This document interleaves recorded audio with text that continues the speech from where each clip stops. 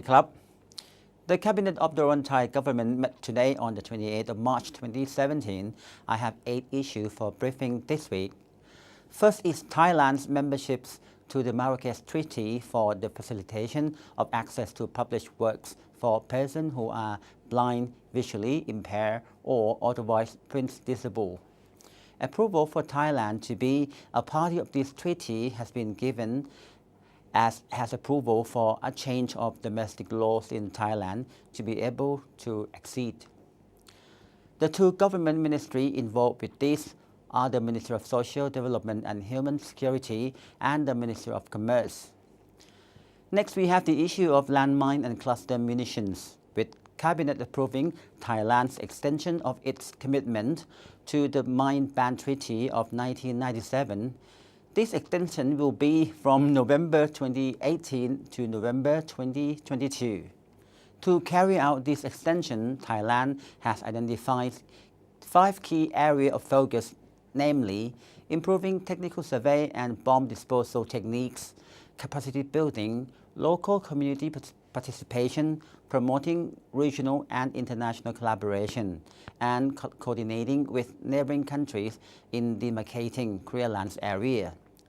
On to the matter of international agreement, the Cabinet has approved 4 today, and they are the agreement between Thailand and Israel on agricultural cooperation, the MOU for the Greater Mekong Sub-region Cross-Border Transport Agreement between Laos, PDR, Myanmar, Cambodia, China, Vietnam, and Thailand, the ASEAN Framework Agreement on the facilitation of goods in transit, which will involve frontier posts and border office in Mae Sai, Mae Sot, Aranya Pradesh, Nong Khai, Sadao, Mukdahan, and Chiang Khong.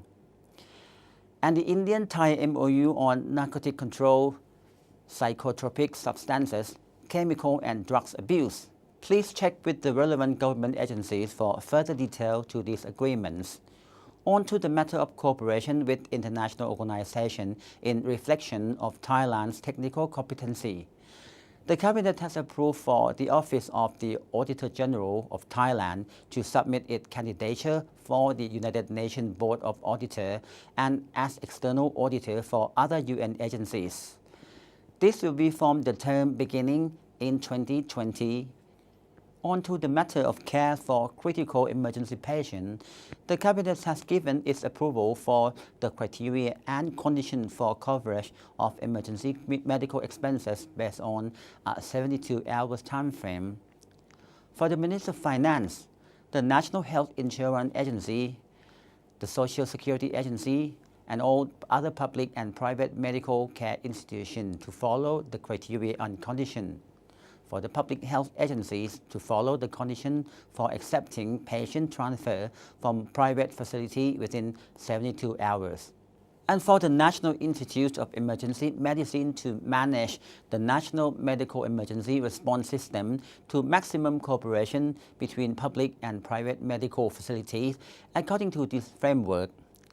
Please check with the Ministry of Public Health for full detail of criteria and coverage conditions. Next, for the matter of land transport and road safety, we have 2 issues. The first is the approval of regulation governing the certification of driving schools to be based on standards set by the Department of Land Transport. The second is a ministerial regulation for driver driving under the influence of alcohol, with driver over the age of 20 not allowed more than 50 mg% of alcohol, and drivers under 20 or carrying temporary permit not allowed more than 20 mg%.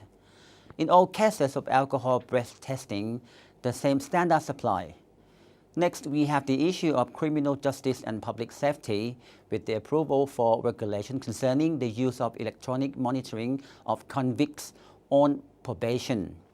The regulation covers equipment stipulation, criteria of tagging and monitoring by court order, and the launch of an electronic monitoring management center. Lastly, we have the issue of natural disaster protection and prevention with regards to the current dry season. To mitigate against the effect of drought, the Cabinet has now approved the set-up of provincial emergency operation centers, provincial drought management plan that include a preparation of personnel and drought mitigation equipment to be ready at all times, and additional emergency drought management plans. That was the Cabinet press briefing for the week of the 28th of March 2017. I am Lieutenant General Virachon Sukhon Tapatipak, Deputy Government Spokesperson. Thank you very much and สวัสดีครับ